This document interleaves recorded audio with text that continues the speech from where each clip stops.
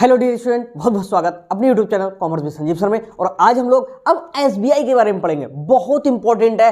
10th की board परीक्षा में भारतीय रिजर्व बैंक ऑफ इंडिया या स्टेट बैंक ऑफ इंडिया दो में से एक के कार्य 100% पूछे जाते हैं, बच नहीं सकता यह प्रश्न। ओके, तो सबसे पहले इसको तैयार कर लीजिएगा। ओके, और मैं समझाता हूं। सबसे पहले आज मैंने लिया है क्लास 10th कॉमर्स, एसबीआई की स्थापना व कार्य, एसबीआई की स्थापना, उद्देश्य, कार्य व महत्व क्या क्या है, ये टॉपिक आपके एग्जाम में आ सकते हैं। इसके अलावा अगर बैंकिंग पढ़ रहे हो तो वहां पर ये इंटरमीडिएट में और बीकॉम में भी ये जो टॉपिक है बहुत महत्वपूर्ण होगा। तो आइए समझाते हैं। सबसे पहले हम बताते हैं क्या एसबीआई की स्थापना के बारे में, क्या हुई, क्यों हुई एसबीआई की स्थापना। ठीक है, तो देखो एसबीआई की स्थापना का जो मुख्य कारण था वो इंपीरियल बैंक जो था, जिसको कुछ विशेष अधिकार प्राप्त थे, उस पर पूरा पूरा जो जोर था या जो हाथ था या उसका जो मैनेजमेंट था वो अंग्रेजों के हाथ में था। तो अंग्रेजों से उसका जो आधिपत्य है या जो उस पर कंट्रोल है वो खत्म करने के लिए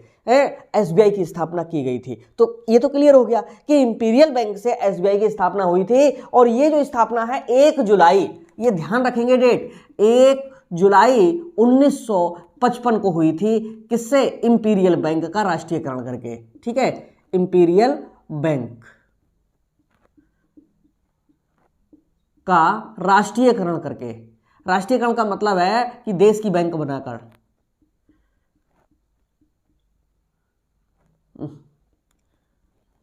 करके लिखेंगे यहां पर। ठीक है, तो इंपीरियल बैंक से हुई, 1 जुलाई 1955 को हुई। और इसका जो हेड ऑफिस है वो आपको पता है, कमेंट में जरूर बताइए, देखें आपको पता है या नहीं है, बहुत इंपॉर्टेंट है।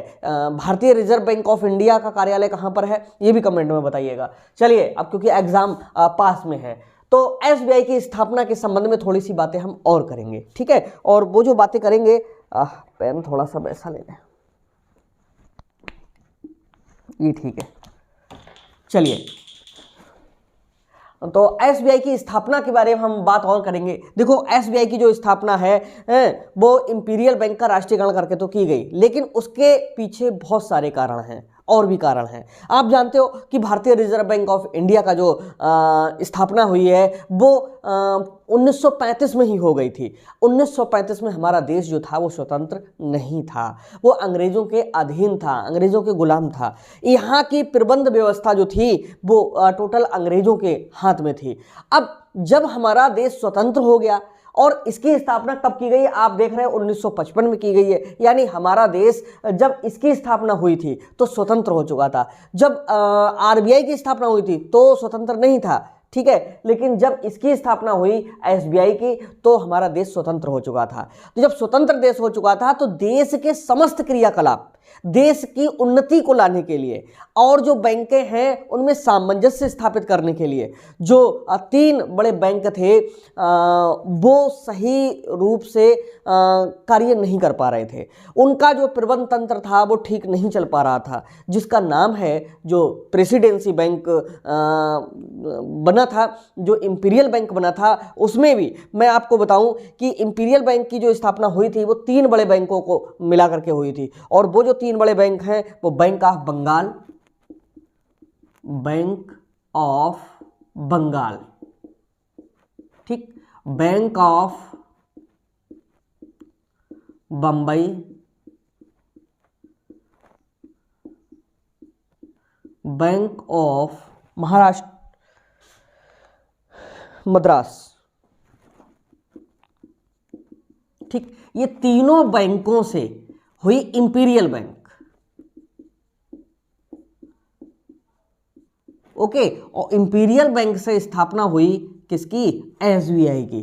तो एसबीआई में समझ लो ये bank of Bengal, bank of Bombay, bank of Madras, ये सब शामिल हैं। लेकिन बाद में सबका अस्तित्व खत्म होकर के एक बैंक बना जिसको हम क्या कहते हैं? एसबीआई कहते हैं। इसके जो नोट्स हैं, जो लोग हमसे जुड़े हुए हैं उनके पास में पहुंच चुके हैं, उसमें बहुत ही शॉर्टकट में अच्छे तरीके से लिखा हुआ है। तो अब इसकी स्थापना के मुख्य कारण क्या थे? ठीक है, ये बात निकल करके आती है। एसबीआई की स्थापना के उद्देश्य व कारण, यानी उद्देश्य व कारण का मतलब है कि एसबीआई की स्थापना क्यों की गई थी, क्या कारण थे। ठीक है, तो पहला कारण हम लोग लिखेंगे नंबर 1, ग्रामीण में बैंकों का विकास। जो ग्रामीण क्षेत्र है वो हमारे देश की लगभग 70% जो जनसंख्या है गांव में रहती है, तो गांव के लोग हैं वो बैंकिंग सुविधाओं का लाभ उठाएं, तो इसके लिए भी एसबीआई की स्थापना की गई। और आप देख रहे हो कि वर्तमान समय में सबसे ज्यादा अगर शाखाएं हैं तो वो किसकी हैं, एसबीआई की हैं। ओके, दूसरे नंबर पे था कृषि की मार्केटिंग व सहयोग, यानी कृषि का जो उत्पाद है वो किस तरह से कहाँ बेचा जाए और उनकी मार्केटिंग की जाए, जो प्रोडक्ट हैं वो कहीं बाहर एक्सपोर्ट किए जाएं, उससे दूसरे देशों का भी पैसा हमारे देश में आए। ठीक है, तो अनेक कृषि की मार्केटिंग के लिए इन्होंने कृषि की मार्केटिंग के लिए सहयोग किया और अनेक सोसाइटियां भी, क्या सोसाइटियां जो इस पर काम करें, ठीक, उनकी भी स्थापना हुई।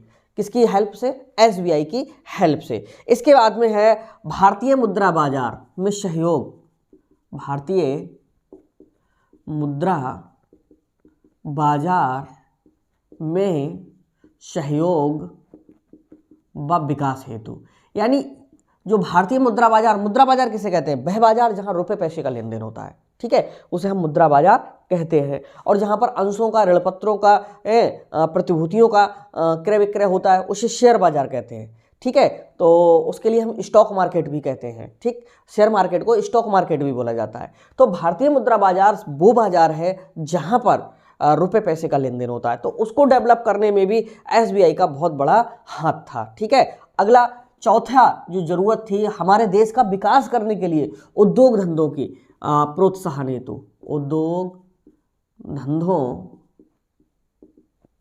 के प्रोत्साहन हेतु, प्रोत्साहन कहते हैं उसके लिए जिसमें हम हेल्प कर सकें।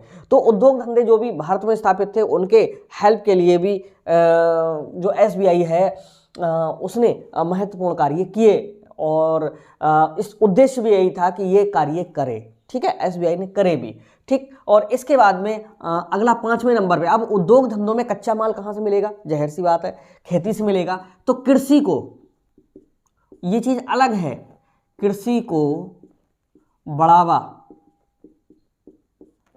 बढ़ावा होगा देने हेतु, इसकी स्थापना क्यों हुई, कृषि को भी बढ़ावा देने के लिए, क्योंकि जिस देश की कृषि मजबूत होगी तो जाहिर सी बात है कि उस देश के उद्योग धंधे इत्यादि हैं उनको कच्चा माल आसानी से मिलेगा। ओके, इसके बाद में 6ठे नंबर पे जो उद्देश्य था वो था जनता को वित्तीय सहयोग।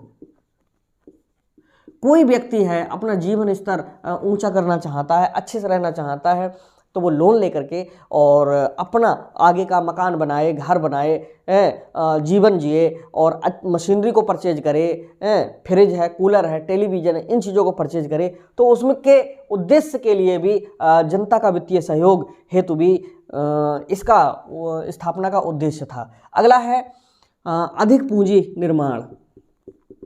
कहते नहीं बैंकों से पूंजी का निर्माण होता है, अधिक से अधिक पूंजी निर्माण।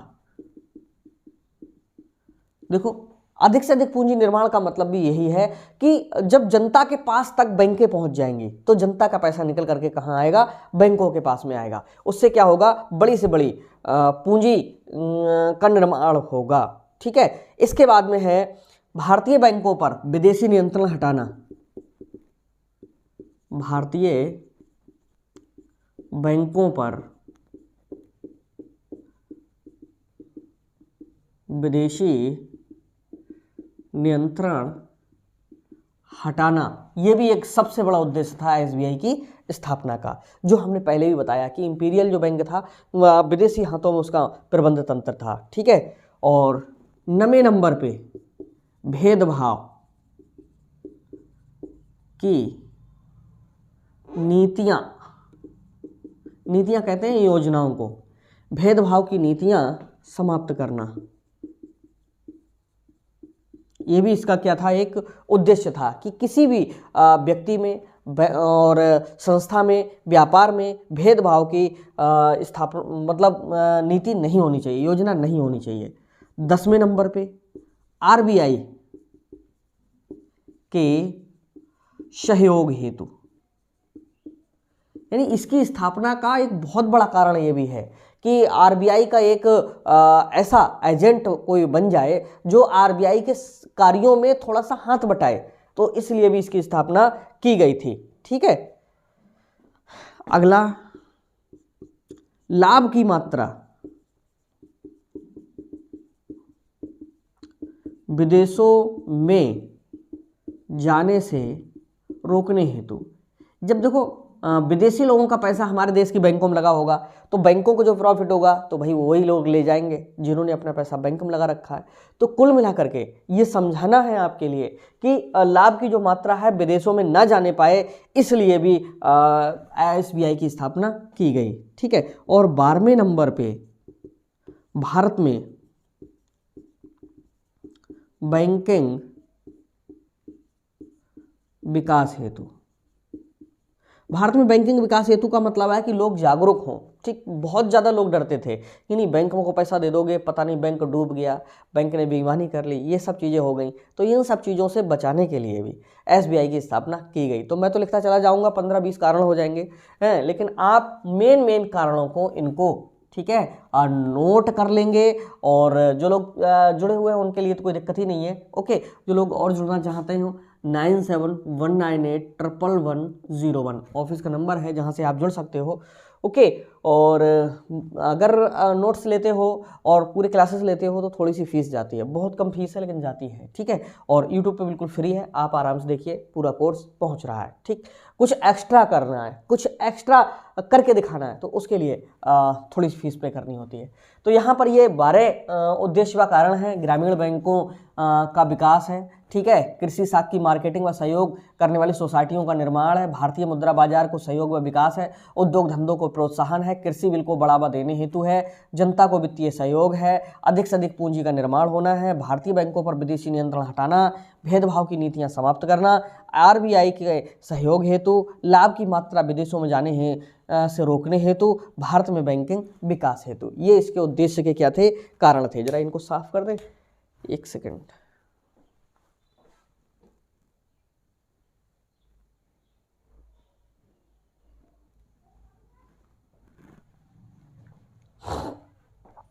इसके बाद में अगला जो टॉपिक आता है सबसे इंपॉर्टेंट है, वह है एसबीआई के कार्य। तो आइए समझाते हैं। अब हम लोग पढ़ेंगे एसबीआई के कार्य। ठीक है, जहां पर भी एसबीआई के कार्य आ जाए लिखने को 2 प्रकार में डिवाइड कर देना। ठीक, क्या क्या पार्ट में डिवाइड करेंगे?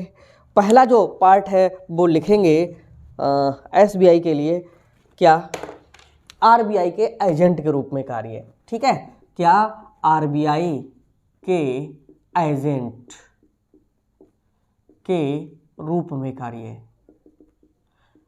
ये भी डाल सकते हो कि आरबीआई के एजेंट संबंधी कार्य। ठीक है, और जो दूसरे कार्य हैं वो हैं व्यापारिक बैंक संबंधी कार्य।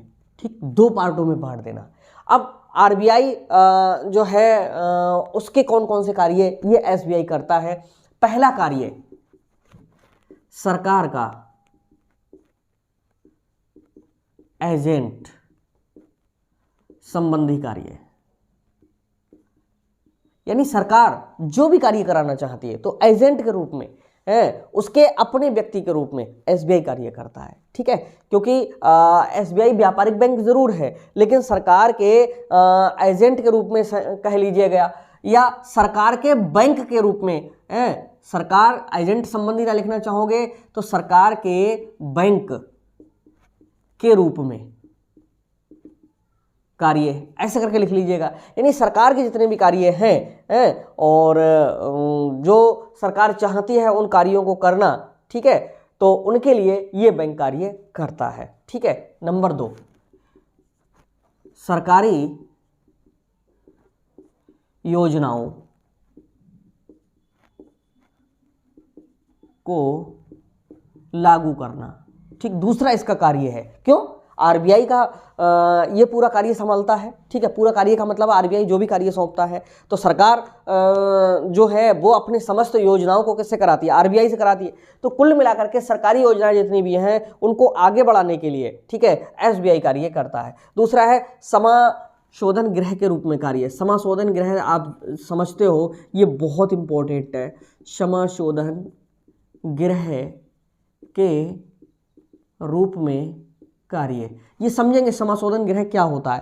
देखो, अनेक बैंकें एक दूसरे से लेन देन करती हैं। जैसे तुम जाते हो, तुम्हारे पास में एसबीआई का एटीएम है, तुम बीओबी से निकाल लाए, बीओबी वाला गया वो एचडीएफसी से निकाल लाया। ठीक है, तो ऐसे में इन सब बैंकों का आपस में लेन देन हो जाता है। जितनी भी बैंकें हैं, किसी के बैंक से जाओ और एटीएम से पैसे निकाल लो या चेक से ट्रांसफर कर लो अपने में, तो जो बैंकों का आपसी लेन देन हो जाता है उसको दूर करने के लिए एक स्थान चुना जाता है जिसको हम क्या कहते हैं? समाशोधन गृह कहते हैं। ठीक है, और चौथा जो होता है केंद्रीय बैंक संबंधी कार्य।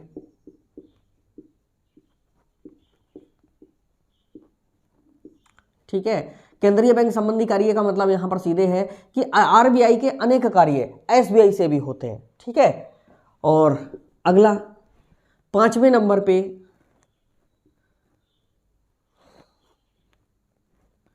व्यापारिक बैंकों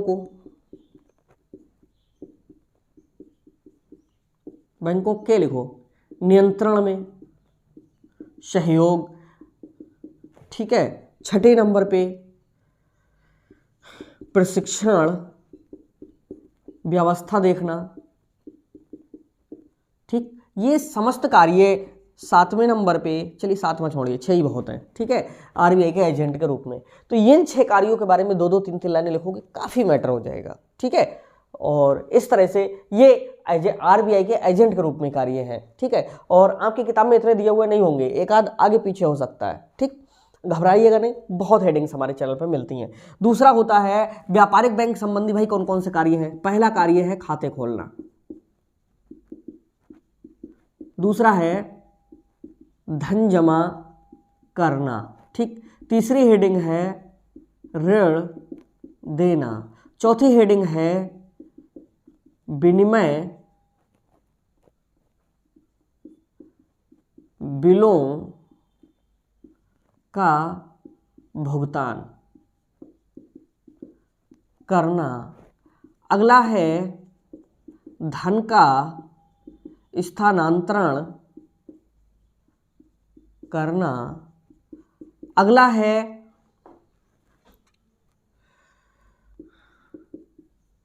लाकर सुविधा देना।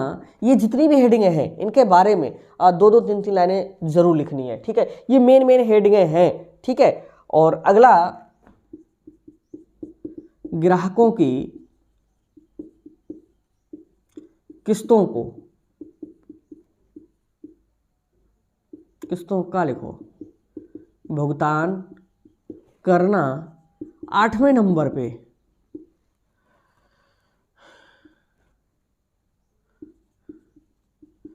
चेकों का भुगतान करना। 9वें नंबर पे खाते खोलना हो गया, धन जमा करना हो गया, ऋण देना हो गया, विनिमय बिलों का भुगतान करना हो गया, धन का स्थानांतरण हो गया, लाकर सुविधा देना हो गया, ग्राहकों की किस्तों का भुगतान हो गया।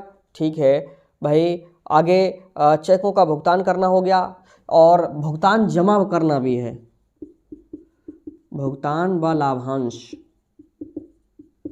जमा करना। भुगतान का मतलब है कि आपने अगर चेक दे दिया हमें तो हम उस चेक को अपने बैंक में जमा करेंगे। बैंक क्या करेगा, वो अपने सोर्सों के आधार पे उस पैसे को हमारे खाते में जमा कर देगा। ठीक है, जैसे आपने हमें चेक दे दिया तो आपने कैश तो दिया नहीं, वो क्या करेगा कि हमारे अकाउंट में चेक लगाएगा और तुम्हारी वाली बैंक से पैसा लेकर के और हमारे खाते में जमा कर देगा। तो ये तो भुगतान जमा करना हो गया। लाभांश क्या हो गया? लाभांश कहते हैं लाभ में हिस्से के लिए, लाभ में अंश के लिए, यानी हमने अपना कुछ पैसा किसी और बैंक में, संस्था में, कहीं पर भी इन्वेस्ट कर रखा है, वहाँ से मिलने वाला फ़ायदा हम लेने जाते तो उससे बेहतर है कि बैंक जाएगा। बैंक जाएगा क्या, अपनी टेक्निक प्रक्रिया अपनाएगा और जो पैसा होगा वो हमारे खाते में क्या करेगा, जमा कर देगा। ठीक है, इसके बाद में 10वें नंबर पे KCC, किसान क्रेडिट कार्ड, पूरा लिख दें,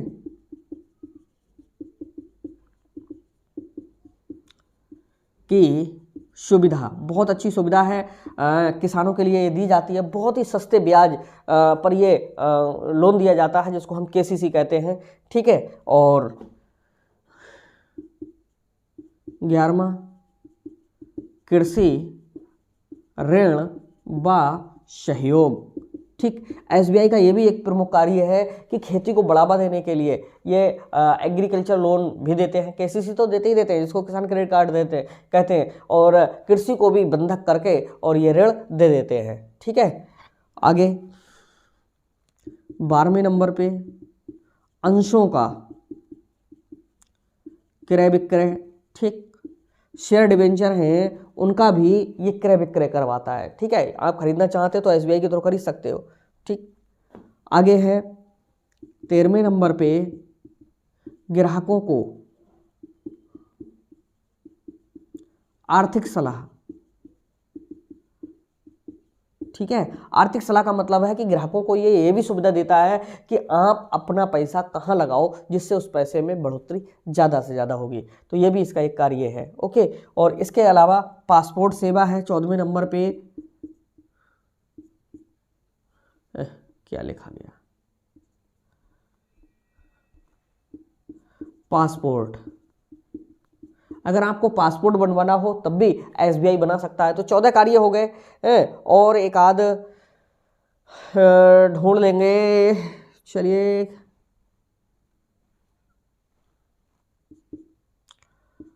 पंद्रहवें नंबर पे सरकारी प्रतिभूतियों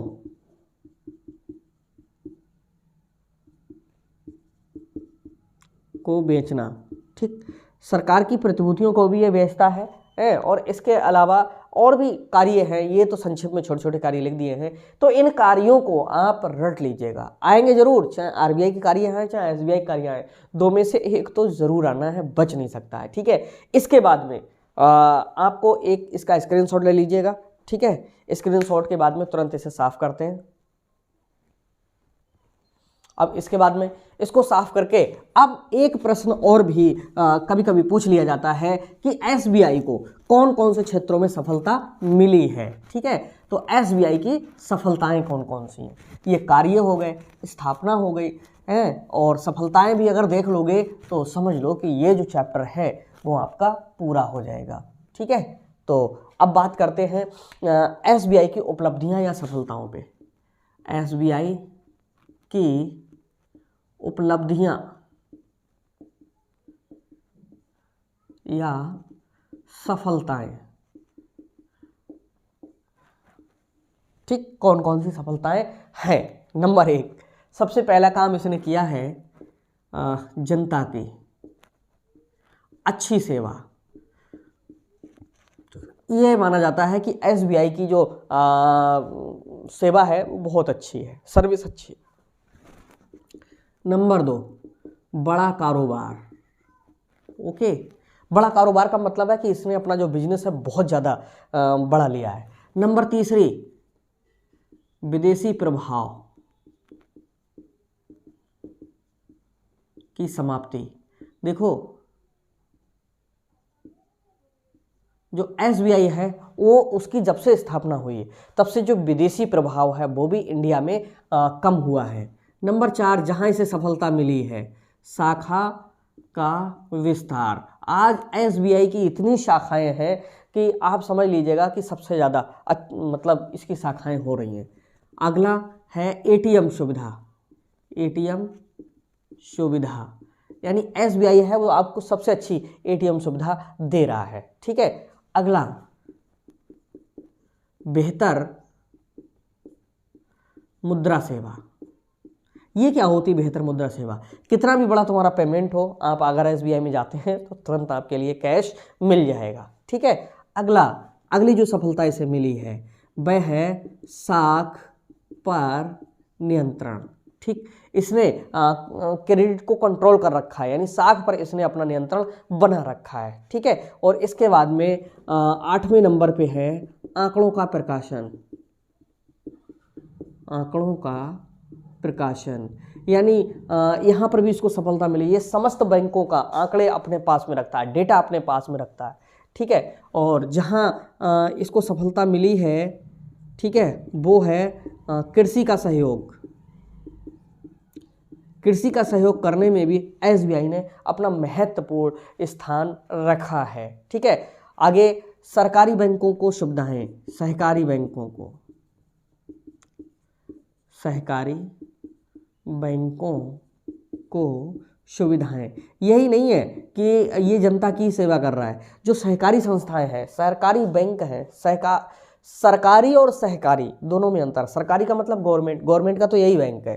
ठीक है, सहकारी का मतलब होता है सहायता करने वाली बैंक, जैसे भूमि विकास बैंक है। ठीक है, नाबार्ड है, नाबार्ड की स्थापना हुई है, बहुत इंपॉर्टेंट है। ठीक है, तो ये 10 हो गई, तो पर्याप्त हैं उपलब्धियां। अच्छा, बढ़ाना चाहोगे तो 5-6 और बढ़ा देना, जैसे 11वें नंबर पर लिख देना लघु उद्योगों की मदद। लघु उद्योग कहते हैं छोटे छोटे उद्योग धंधे जो होते हैं उनके लिए। कमजोर वर्ग के लिए सुविधाएं लिख देना अगली हेडिंग। कमजोर वर्ग की सुविधाओं का मतलब है कि वो लोग जो आर्थिक रूप से पिछड़े हुए हैं, तो उनके लिए भी यहाँ पर जो एसबीआई है वो हेल्प करता है। अरे 13वें नंबर पर लिख देना कि विदेशी व्यापार में सुविधा। अगर हम फॉरेन बिजनेस कर रहे हैं, आयात निर्यात कर रहे हैं, ओके, तो उसमें भी एसबीआई हमारी क्या है, हेल्प करता है। और दूसरा है प्रशिक्षण व्यवस्था भी एसबीआई बहुत अच्छे से करता है। ठीक है, और उद्यमियों की मदद भी हेडिंग डाल देना, तो 15-16 हेडिंग्स हो जाएंगी, बहुत हो जाएंगी। ठीक है, बाद में मैंने जो बोली है, अगर आपको लिखना हो तो वीडियो को सुन करके और कहीं पर लिख लीजिएगा। जिनके पास में नोट्स पहुंचे हुए हैं उनको कोई ज़रूरत नहीं है समझने की। इसके बाद में एक लास्ट टॉपिक है कि एसबीआई का महत्व। ठीक, एसबीआई का महत्व, ठीक, बहुत इंपॉर्टेंट है। एसबीआई के महत्व में एसबीआई के अच्छे गुण लिखना है, अच्छे गुण। ठीक है, कैसे करके लिखोगे आप? ऐसे लिखोगे एग्जाम में कि जो भारतीय स्टेट बैंक ऑफ इंडिया है, हमारे देश का सबसे बड़ा व्यापारिक बैंक है और ये बहुत ही महत्वपूर्ण है। इसने तमाम क्षेत्रों में बड़े बड़े कार्य किए हैं, जनता का सहयोग किया है, और ये एक ऐसा बैंक है जो समस्त प्रकार के लोन देता है, और इसका कारोबार अच्छा होने के कारण हमारा देश भी प्रगति पर है। ओके, और ये आरबीआई के एजेंट के रूप में कार्य करता है, इससे सरकार का जो अपना बोझ है या सरकार के कार्यों का बोझ है वो भी थोड़ा कम हो जाता है। तो लिख देंगे कि इसकी प्रगति और विस्तार में जो जनता है वो भी बहुत ज़्यादा संतुष्ट है, तो इसलिए ये जो बैंक है हमारे लिए बहुत महत्वपूर्ण है। इस तरह से लिख देंगे एसबीआई के गुण। ठीक है, और ये आगे पैराग्राफ बना करके भी लिख देंगे कि ग्रामीण क्षेत्र में भी एसबीआई ने बहुत सारी शाखाएं खोल दी हैं, जिससे जो ग्रामीण परिवेश में रहने वाले लोग हैं उनको अब शहर में आने जाने की ज़रूरत नहीं है। अपने मुद्रा संबंधी जितने भी लेन देन हैं अपनी निकटतम शाखा के पास में दूर करते हुए चले जाते हैं। और कृषि में सहयोग हेतु भी इस बैंक ने बहुत बड़ा सहयोग किया है, अतः कृषि कार्यों में भी इसका महत्वपूर्ण योगदान है। इस तरह से लिख देंगे तो इसका महत्व लिख जाएगा। ओके, तो कैसा लगा आज का क्लास जरूर लिखना। मिलते हैं नेक्स्ट क्लास में, तब तक के लिए बाय बाय।